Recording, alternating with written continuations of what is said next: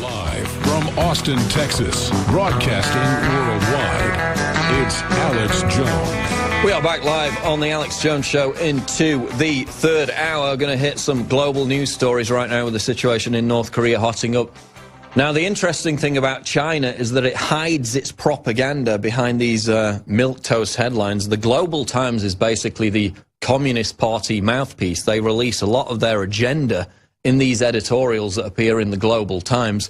One came out yesterday, and the headline is, China must be ready for worsened North Korea ties. Sounds quite a, dry, stale, boring article, but if you actually read into it, the nuggets are always in there. It states, quote, if the North Korean nuclear issue boils over, a war on the peninsula is unavoidable. The war will bring more risks than the tough sanctions on Pyongyang could to China. If China does not tackle the conundrum now, it will face more difficult choices in the future. So they're starting to turn against North Korea, their ally, by the sounds of it, after this aggressive stance by Trump. The article continues, Beijing hopes to maximize the interests of all stakeholders, but if it fails, in the end, it still has the capability to strike back at any side that crosses the red line. So Beijing is announcing its own red line in terms of North Korea. They came out a few days ago and said if there is an attempt to overthrow the North Korean leadership, they will go to war.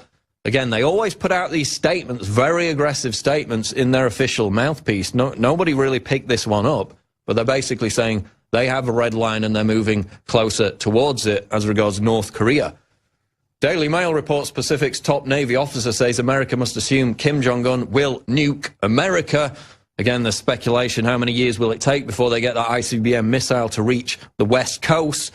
Well, the Navy's top officer in the Pacific has warned that the North Korean crisis is real and the US must assume Kim Jong-un intends to launch nuclear attacks on America and its allies. He is Admiral Harry B. Harris, Jr.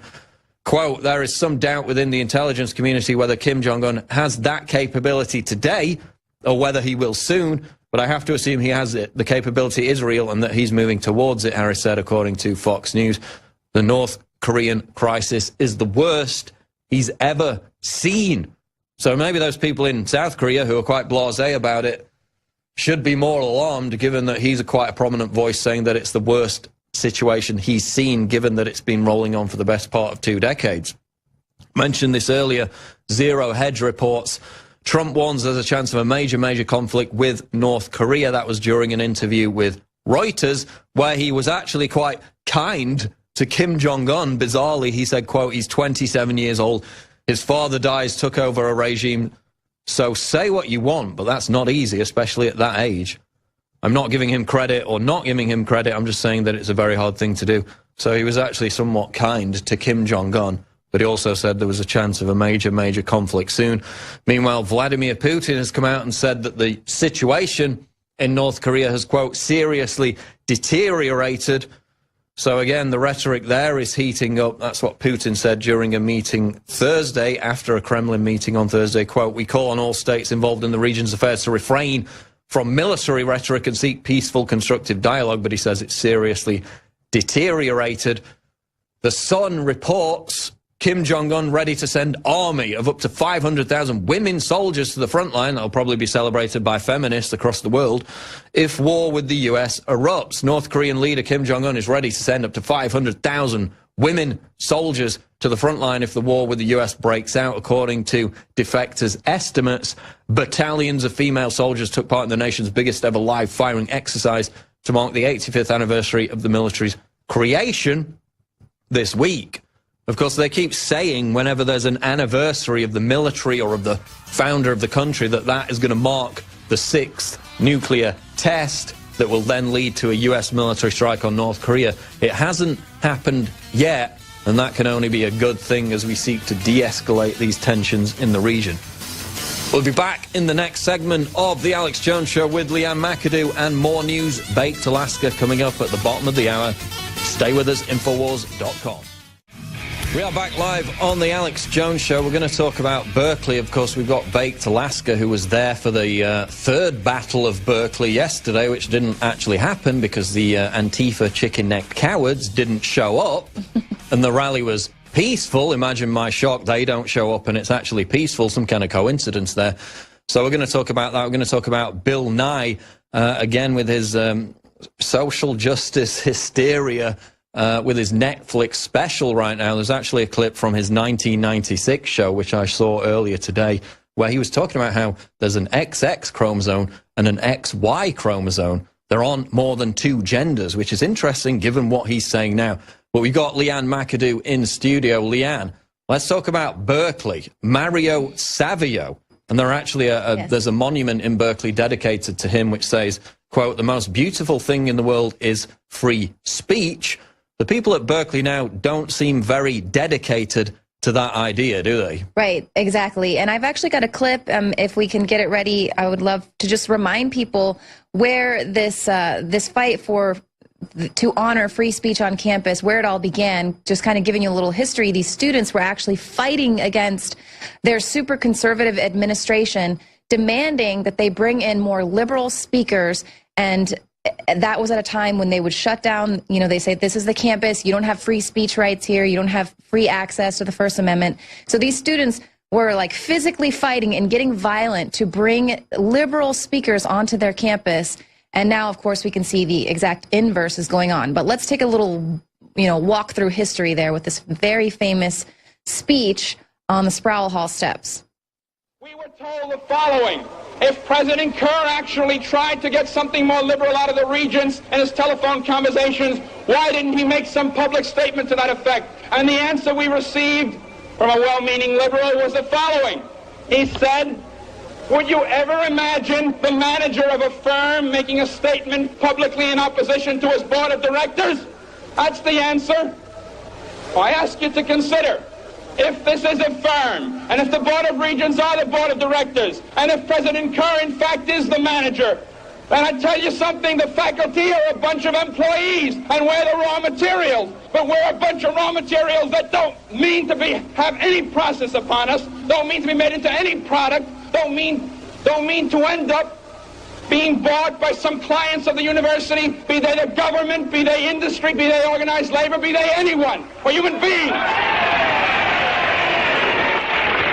Students are the product still. The operation of the machine becomes so odious, makes you so sick at heart that you can't take part. You can't even passively take part.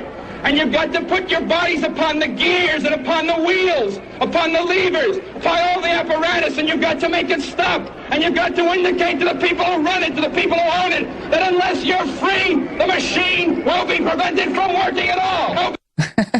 And so we can see these are the same sort of activists now who have gone on to become these liberal professors who are still kind of pumping out this, throw yourself against the machine, tell it won't work if we'll throw ourselves against the levers, and we're not your product, you can't buy us. So very powerful, but it's interesting to see how it's completely now flipped, and that they are using that same power to silence any conservative voices on campus. Well, it's like Bill Maher said, it was the cradle of free speech. Now it's the cradle for crybabies.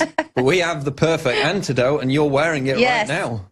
Yes, I'm one of your groupies here with the conservatism is the new counterculture, and that's exactly it, because we can see, how things have completely flipped over to now we have students actually throwing themselves against the machine there at Berkeley, and these are your alt-right people. We've got, Baked Alaska coming up. Lauren Southern there yesterday made some very good points when she was on the live stream with us.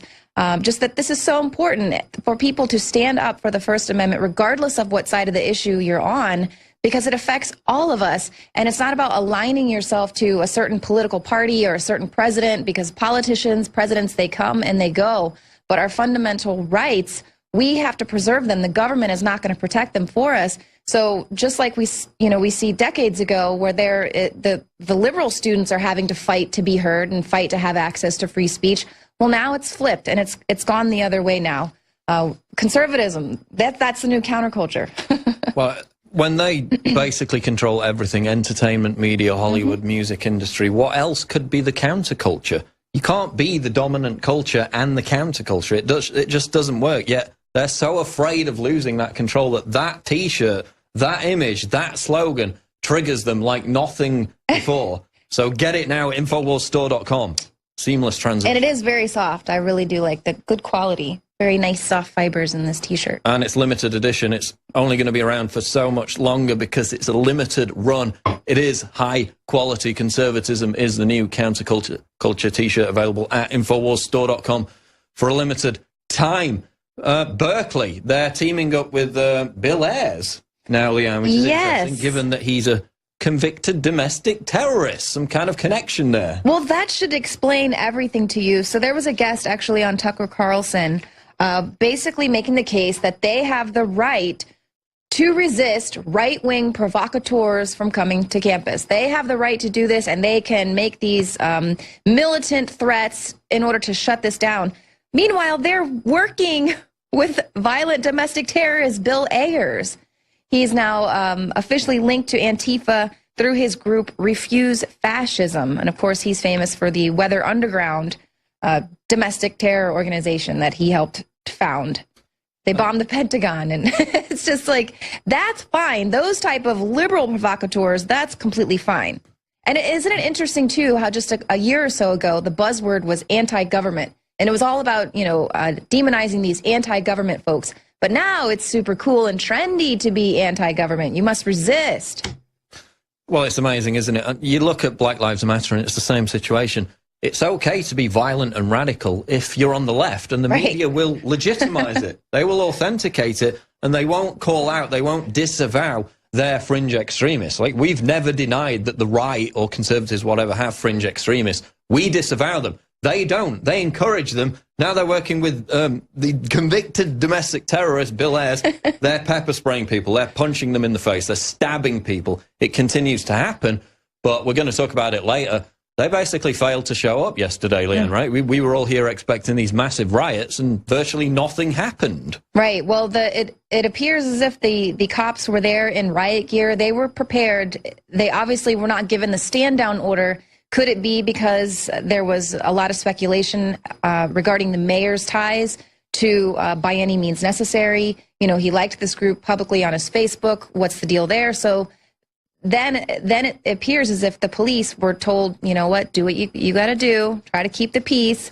But it's interesting that we see these little militant arms of these activist groups being allowed to make these militant threats, to threaten GOP marchers, for instance, in Portland, where they were having to cancel that Rose Parade that had gone 67 years they had been in that parade, had to cancel it because of anti-fascist threats that were made. So then they were felt really empowered. Like, anyone who says violence doesn't work, or militant threats don't work, well, see how powerful we were and effective we were. We were able to shut down Milo and Coulter, now the Portland Rose Parade. They're going to come target every single event that they possibly can. And the left is going, and the establishment, our representatives are going to coddle them and encourage them, because they have plans to move this country more progressive to the left as far as they possibly can. So they want to tear down the fabric of what this society, of what America was founded on, so that they can rebuild it in a really regressive way. Exactly. And of course, YAF, this conservative group who basically cucked out and said we can't provide security for Ann Coulter, they need to take some of the blame, because that was easy enough to pull out. They could have crowdfunded it, so they're rightly being criticized. That's why Ann Coulter had to pull out of her speech. Gavin McInnes actually gave her speech in his words, or he read out her speech. We might get to that clip later on. Other news, though, Leanne, you wanted to talk about Bill Nye, right? Yes. Well, and this is something that's interesting as well.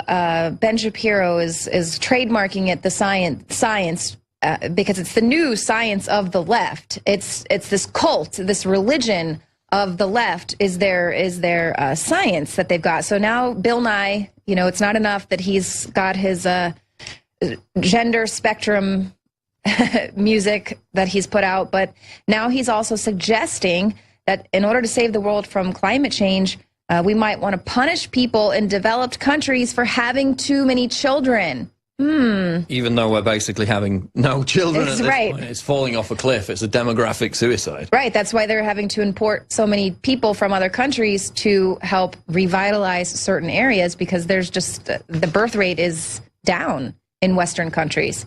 And they're basically like, oh, people in Nigeria, they hardly emit any carbon dioxide. Yeah, because they've got no standard of living. They've got no quality of life. They want everybody dragged down to that level rather than allowing Africa to develop, you know, getting these clean technologies in there. They just want to drag us all down to that level. But of course, the same situation isn't going to be applied to them. They're still going to be in their ivory tower, right? Right. And this is, I mean, and this is what is just so insane. Bill Nye is not a scientist, okay? He's a comedian. Why is he being paraded out to teach us now about the gender spectrum? My Sex Junk is the music video. And then now basically putting this out there, which young people are going to, I know I got really propagated with this when I was in school about how, well, you know, we probably shouldn't have kids, maybe just one, because the planet is reached capacity and we have to save the planet, so don't have children. I mean, what is this globalist agenda here, and why Bill Nye of all people? Who is this guy? It's amazing, of course. Now he says there's a gender spectrum. Back in '96, he came out with a video saying there were only 2 genders, which is scientific, but now he's no longer scientific, yet he still calls himself the science guy. We'll be back. Alex Jones Show live, Infowars.com. We're live on the Alex Jones Show. We're going to dip back into some news on racial microaggressions, but first let's tell you about the amazing specials at InfoWarsStore.com, which include Liver Shield for 30% off for a limited time. Whether it's from toxic ingredients in the food supply or dangerous chemicals in our drinking water, our bodies are constantly under direct attack. And to help you fight back and start supporting your body's natural detoxification systems, we're giving you a massive 30% off on Liver Shield for a limited time at InfoWarsLife.com. It has the powerful blend of organic and wild-crafted herbs specifically formulated to support natural function and detoxification of the liver and gallbladder. We have another amazing 5-star review from our independent reviewers at InfoWarsLife.com. This is from Joyce, one of the best liver cleanser I have ever experienced. I've been in the alternative industry for over 37 years. This is easy. One of the best, no major side effects. She is ranting and raving about it. That is Liver Shield for 30% off at InfoWarsLife.com. We also have Caveman True Paleo Formula with that huge introductory discount still available for a limited time. It is a retail mega special, 53% off. It is the Caveman. It has the super ingredients lacking in the modern diet: bone broth, turmeric, chaga mushroom, bee pollen, much more. That's Caveman at InfoWarsLife.com. Again, 53% off retail before that mega special ends, and it will end soon. InfoWarsStore.com. And we have the T-shirt, Conservatism is the New Counterculture, limited run. This isn't going to stick around long. We may do more designs in the future, but this is the original, authentic edition, super high quality premium T-shirt. There you see Leanne modeling it right now. Trigger a liberal. It's also a conversation starter. It is the new Conservatism is the New Counterculture T-shirt at InfoWarsStore.com, $24.95. Limited stock. That is going to go quick. Get your hands on it today. Post it on Twitter. Post pictures of you wearing it. I will retweet them. Let's get this out. This is going to trigger so many people. You don't even know. Especially the people that we're about to talk about, that they've paid way too much for their liberal arts education. They've got nothing better to do with their time, so all they can do is sit around and figure out what has triggered them today. What's racist today? Tell us. Well, Asian salad is a microaggression. So labeling a salad, Oriental chicken salad, for instance, as some restaurants do, this is now a microaggression, and Asian people would like for you to stop not really Asian generalizing people, food. Just leftist social justice warriors. Yes. One person. Well, you were saying, though, that the only people who wouldn't eat, like, exotic or ethnic food are the only people who would likely to be actual racist. Yeah, like, I don't want to eat that. I actually know someone. I'm going to withhold that statement I was about to make. People there would know who I'm talking about. But that's not it. That is not it. It's not just Asian food, but it's also tater tots or chips and crackers, or things, food items that would most commonly be found in poverty-stricken households, or this new trailer park trend where you can go get a bunch of food out of trailers. This is now triggering people who feel that they had to grow up in poverty, and now you are it's a troubling trendiness of poverty appropriation. So now, by choosing to live in a tiny home, you are culturally appropriating people who are forced to live in those tiny homes because they are poor. So it's like damned if you do, damned if you don't. See, these people wanting to live in these tiny homes, they say they're wanting to downsize, they're wanting to have a small carbon footprint, you know, they want to go green, save the earth, but now they can't because they are offending. So it's the SJWs eating each other. They want to live here to save on their carbon footprint, but no, that's still offensive. You can't, because now you're just culturally appropriating the poor. And how dare you serve tater tots at your trendy restaurants, because that's, you know, something that poverty-stricken households are forced to eat, tater tots and cheese and crackers, which cheese and crackers, I'm pretty sure they've been around forever in every culture. No, that's racist. You can't do that anymore. It is racist. And ESPN, Leanne. Another example of social justice hysteria leading to abject failure once again. Absolutely. So a lot of people are talking about they've laid off at least 100 on-air personalities and other people working there with ESPN, the sports network. But people are saying, hey, get back to being the world's largest provider of sports news and get off the SJW train. And so one day before the network laid off many of its employees, it published 5 poems about feminism and political resistance on its website. They've actually published a poem in tribute to the fugitive cop killer Asada Shakur. She was actually the first woman put on the FBI's most wanted list. She's a spiritual guru for Black Lives Matter as well. Absolutely amazing. ESPN, complete abject failure. Baked Alaska coming up with Antifa and Berkeley news. It's the Alex Jones Show live. Don't go away. They tried to ban her, and we can't allow that. That's unacceptable. And it kind of reminded me of, remember the interview with James DeFranco and Seth Rogen where they had a rumor of a threat from North Korea via email, and they said, well, we're shutting down the movie. It's too dangerous. That's not America. America's not built on that. America's built on freedom. You have to protect the First Amendment even when it's uncomfortable. So they should have the National Guard in for that movie. And similarly, when Anne gets bullied out of a talk, we have to hop on a plane and go do the talk for her. This has to happen. Free speech is not about things that make you comfortable. It's not about things that are allowed. Free speech is about uncomfortable speech. Yes, it's often about hate speech, and it's about speech that's banned. So I'm happy to hop on a plane anytime anyone gets shut down to make sure this happens. And if you have a problem with it, then show up for the Q&A and ask some questions. I'm sure we'd love to fry you in a debate. Thanks for tuning into The Rebel. Stay tuned for more videos. That was Gavin McInnes at Berkeley yesterday, and right now on the line we have Baked Alaska. He is prominent Trump supporter, organizer, and top social media influencer at Baked Alaska on Twitter. Baked Alaska, what happened? Antifa chickened out. They failed to show up.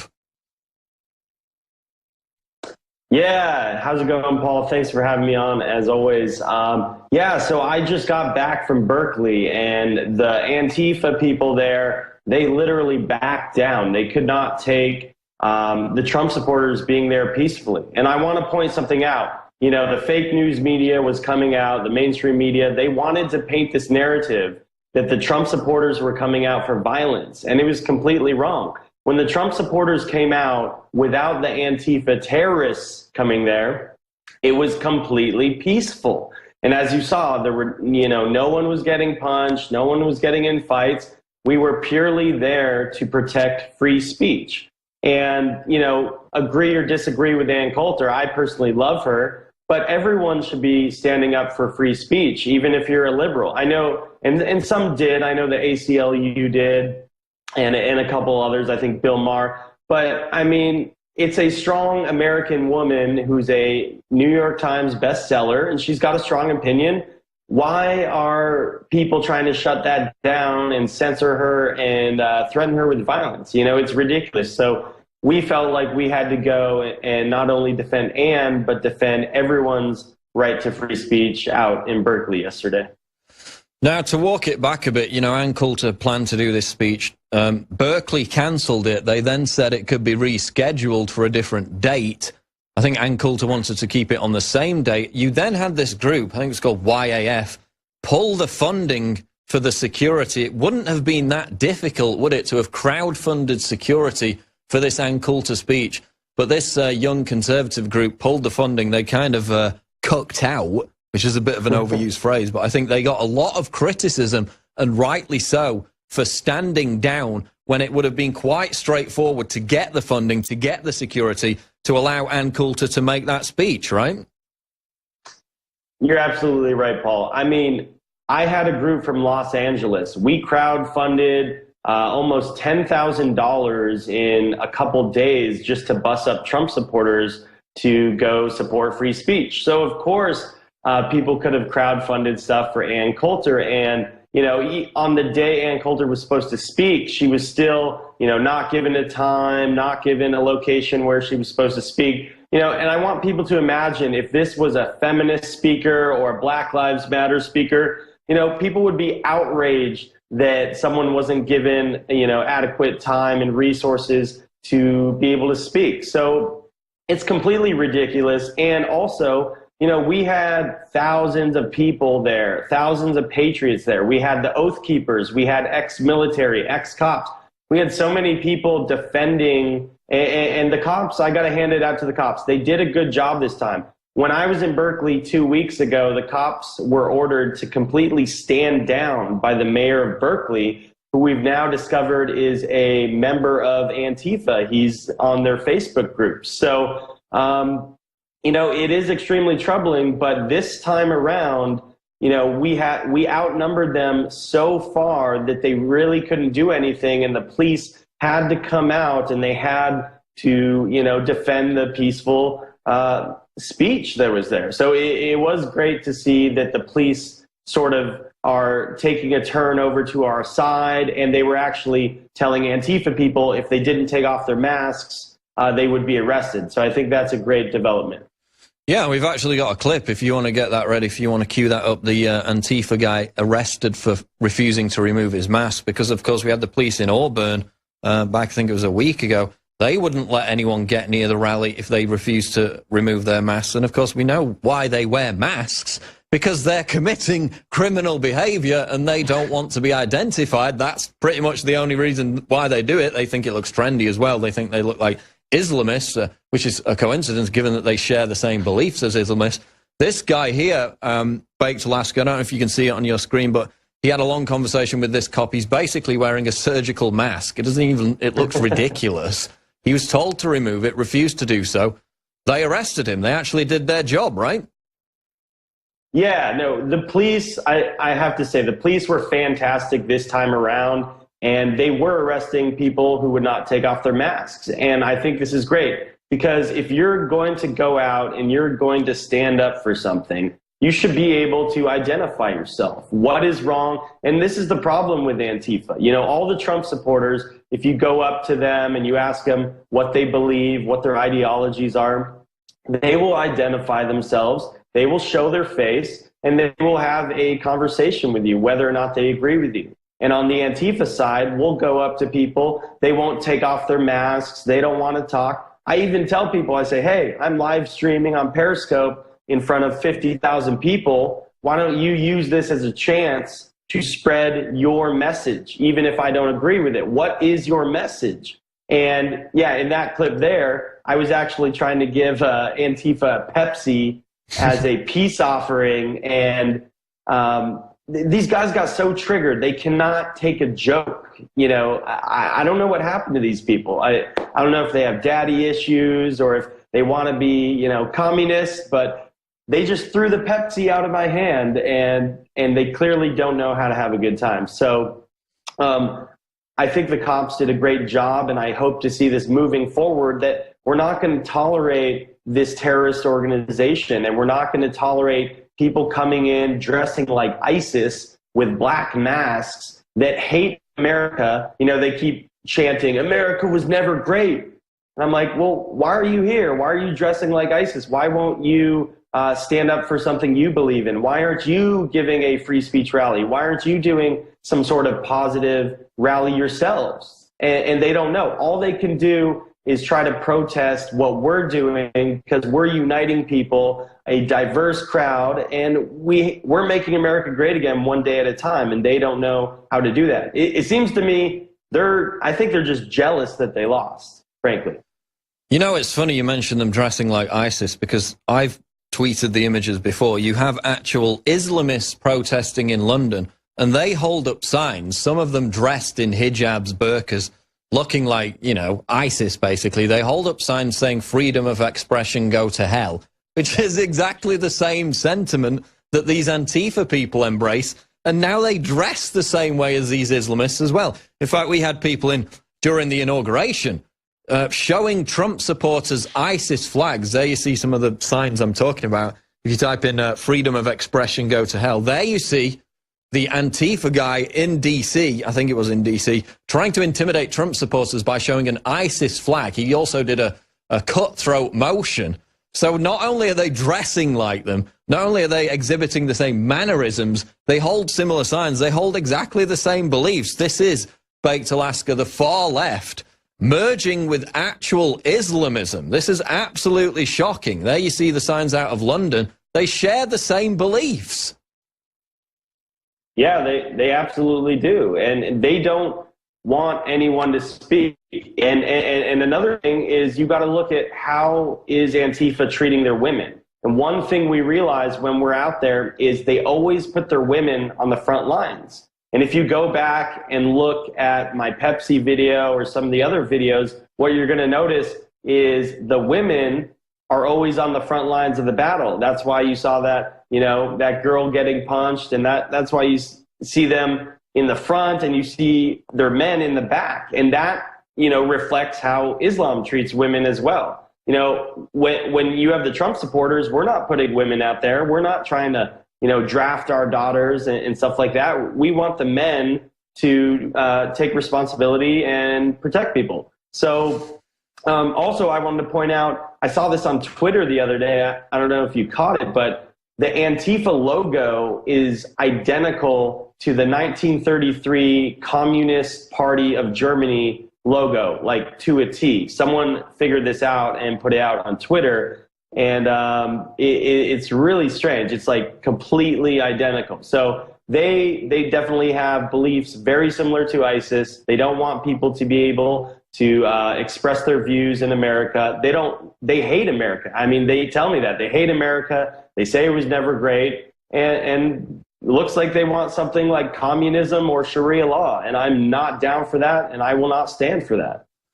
They hate America, and that's why ISIS put it in their own manifesto, that they're trying to reach out to far leftists in the West to make them militant, give them weapons. And of course, that doesn't mean that Antifa are going to go and fight for ISIS in Syria, but it just shows the relationship, the fact that they embrace this same anti-American hatred. You mentioned the girl who was punched there, and it's interesting, you know, we don't condone violence. We do condone it if it's in self-defense. But isn't it fascinating how Antifa's own tactics, when they're used against them, they completely shrink into the background? You've got 4chan, you've got Paul identifying these people. They hate that. You've got people going out and violently assaulting them. They hate that. As soon as their own tactics get used against them, they completely disappear into the background. And you had the media with Moldilocks out defending her. They didn't defend any of the people who were pepper sprayed or physically assaulted at the first Battle of Berkeley, did they? No, they did not. And there's a clear distinction between the Trump supporters and the Antifa people. When, you know, I don't condone violence against anyone, of course, but if you have girls on the battlefield throwing punches, throwing bottles at you, you know, they're going to get the same treatment, in my opinion. You know, I'm not doing any violence, but that's what they should expect. If you don't want to get hit, you shouldn't be throwing punches. You shouldn't be throwing bottles at people. But yeah, when the girl went down, you know, no one really seemed to care on their side. They don't seem to have a respect for women. They don't seem to have a respect for human life. They don't seem to have any sort of positivity or camaraderie. It's just pure anarchy and chaos. You know, every time I saw a Trump supporter get hurt or get bear mace or anything. We were there and we were helping them. We had to bring some people out to the ambulance. One guy got hit with a bike lock over the head. We had M80s thrown at us, huge bricks the size of your head, slabs of concrete. And that's why this time we brought helmets, and we were prepared this time, because it was really ugly last time. And I have to point out, many of the fake news media were coming up to me, interviewing me, and they said, hey, why are all the Trump supporters coming out here with riot gear? It looks like you guys are inciting a fight.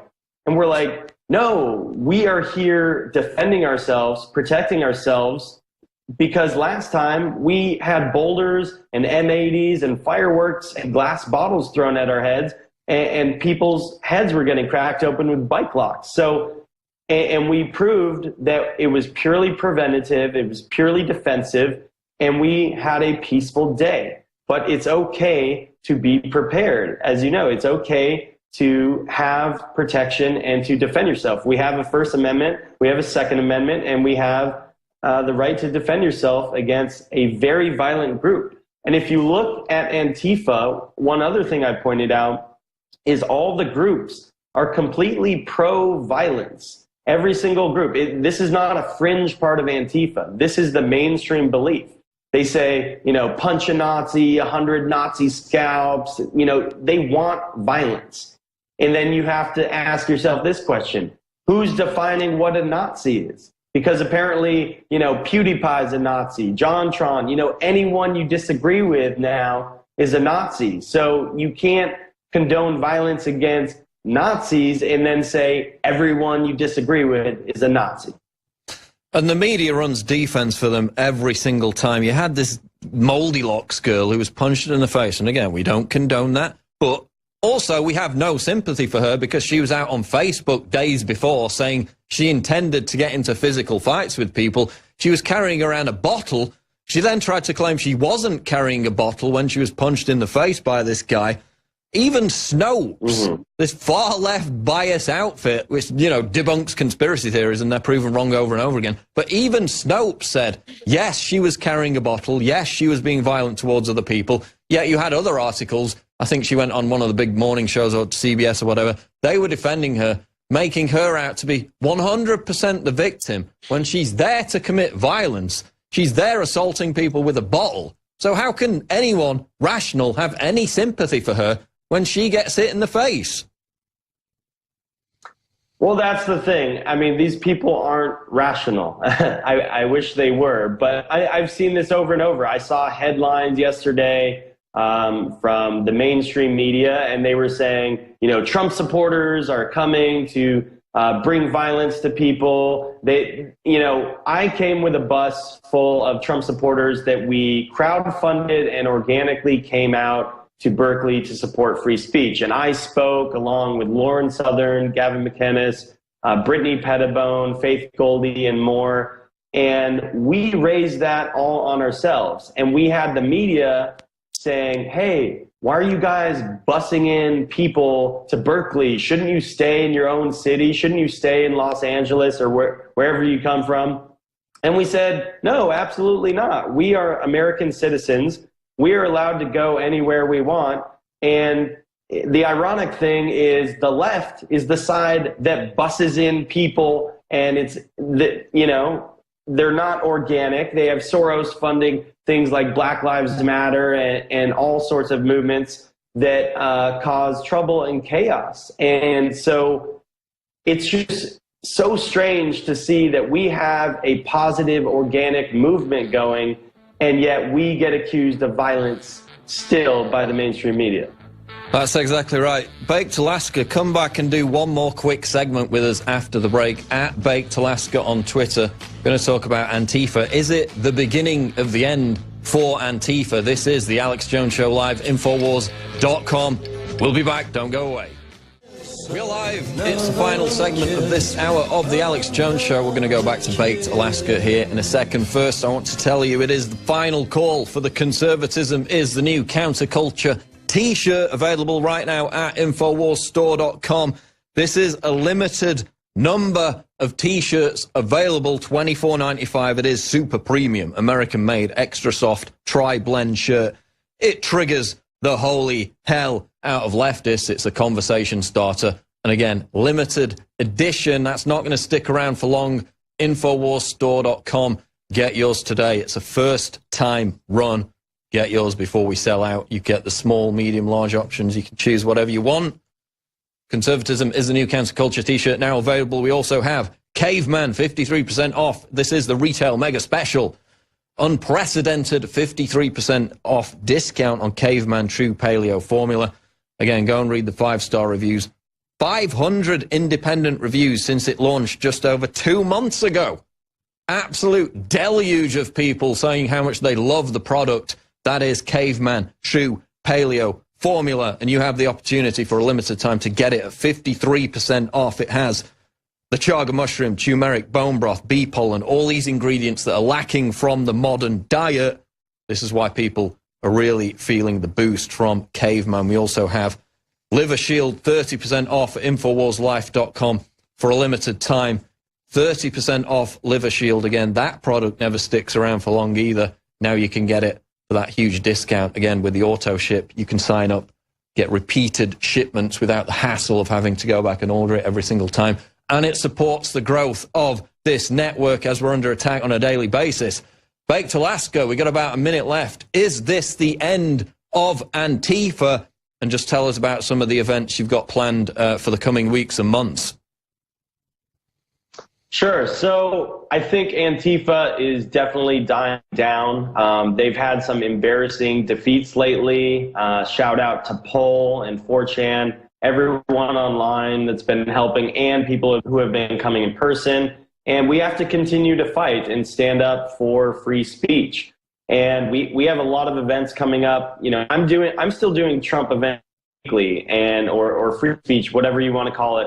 And I tell people, just because we won an election, you know, the work doesn't stop there. We have to stay vigilant every single day. So, you know, Saturday I'm speaking at Mount Baldy. Monday we have a huge freedom of speech rally in Los Angeles, and we're just going to keep rolling, and we're going to keep standing up for free speech. Okay, we'll leave it there. The Twitter handle is @BakedAlaska. Baked Alaska, thanks for joining us on The Alex Jones Show.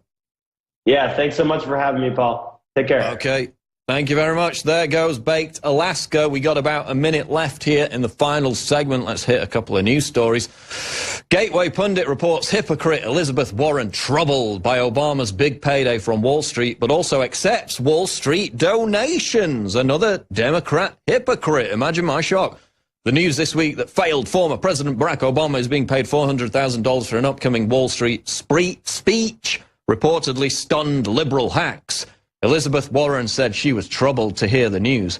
But when she ran for Congress in 2011, she collected more than $630,000 from individuals in the securities and investment industry. So she's a complete hypocrite. She's trying to call out other people for taking money from Wall Street, like Barack Obama. She took even more than him in that one instance. That's going to wrap it up, though, for this edition of The Alex Jones Show.